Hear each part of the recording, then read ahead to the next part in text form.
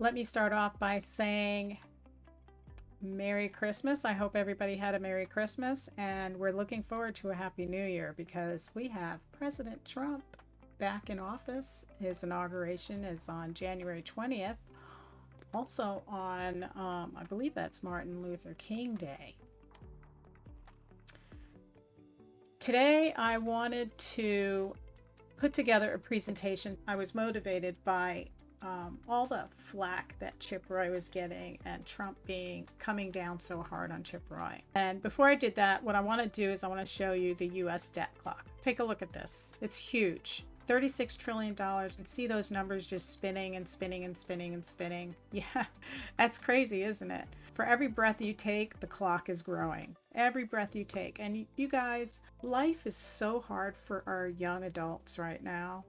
At 25, we're still helping our kids out. Their student loan debts are increasing astronomically. Why? Because some of them are not making enough money to start paying their debt. So that interest alone is accumulating. Some of those students are gaining $10,000 to $15,000 in interest debt alone because they can't afford to make payments yet.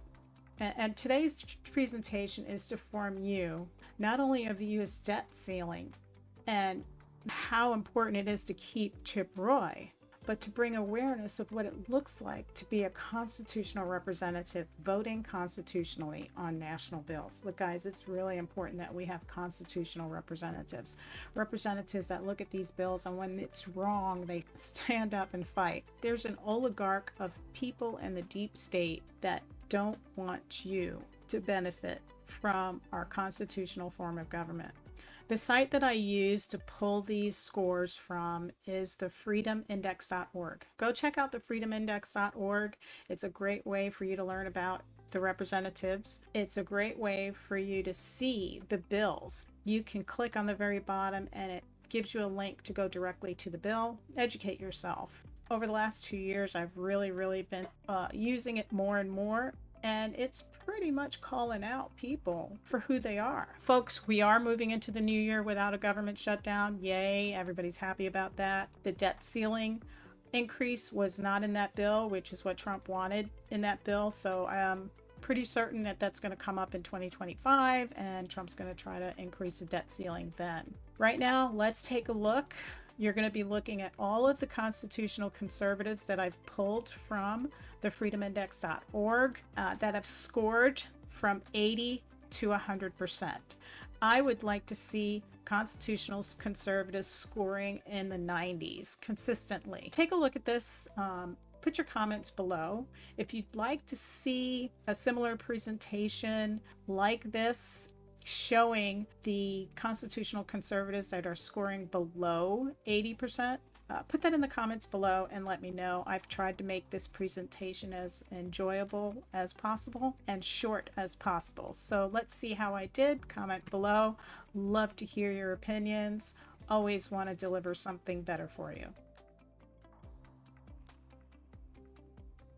When I ran for Congress in 2018, the debt was $21 trillion. I was just texting with my son back home in Austin, who I haven't seen in quite a long time because I'm here trying to fight for him.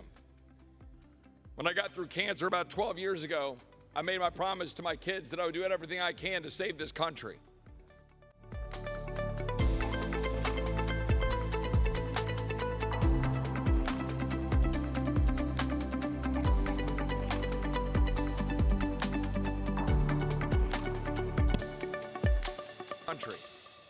And what we're doing right now is to continue to double down on the things that are destroying the republic.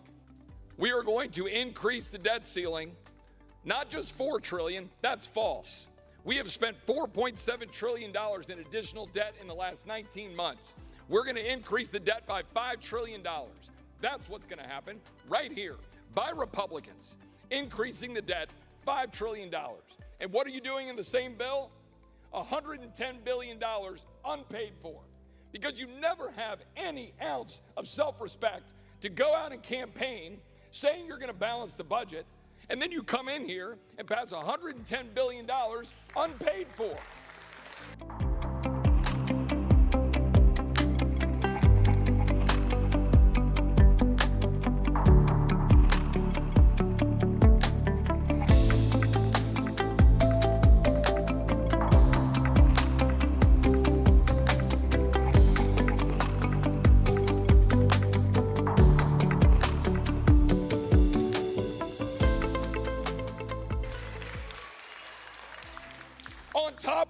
$200 billion you did for WEP. You guys won't agree with that.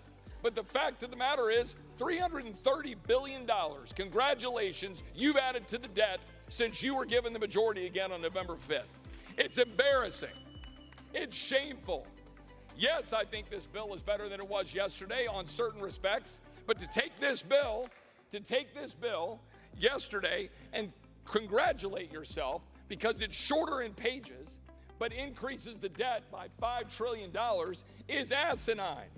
And that's precisely what Republicans are doing. I am absolutely sickened by a party that campaigns on fiscal responsibility and has the temerity to go forward to the American people and say, you think this is fiscally responsible. It is absolutely ridiculous.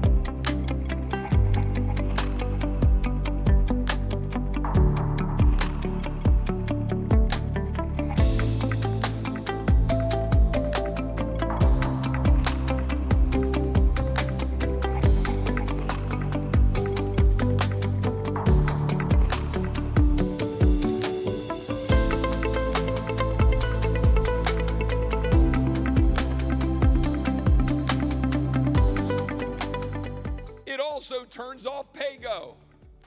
It turns off the $1.7 trillion in automatic cuts under PAYGO because this side of the aisle is profoundly unserious about actually reducing deficits, just as my colleagues on the other side of the aisle are profoundly unserious about reducing deficits. The entire body has been racking up debt for my entire life. $36 trillion. $1 trillion of interest. We rack up $1 trillion every 100 days. Now, what are we going to do about it? We're going to run around and talk about cutting taxes, but not doing what's necessary to cut the spending along with the cut taxes. So here we sit in the same mess. This is Article 1. I yield back.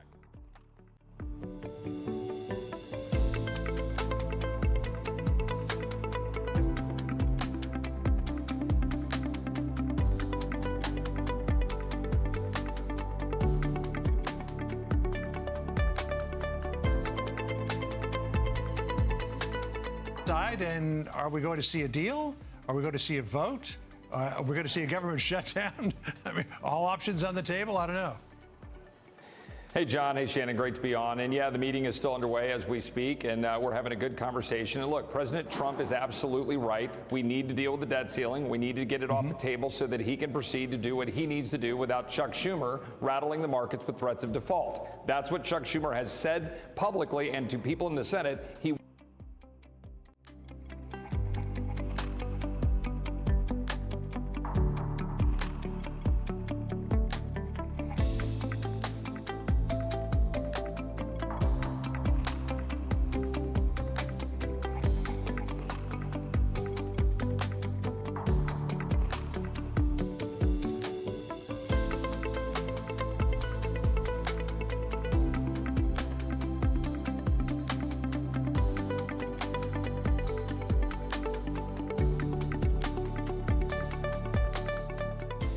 wants to do. So President Trump is right. The question is how we get there. The first bill that was negotiated obviously was a non-starter. Once the American people saw everything that was in, 1,550 pages.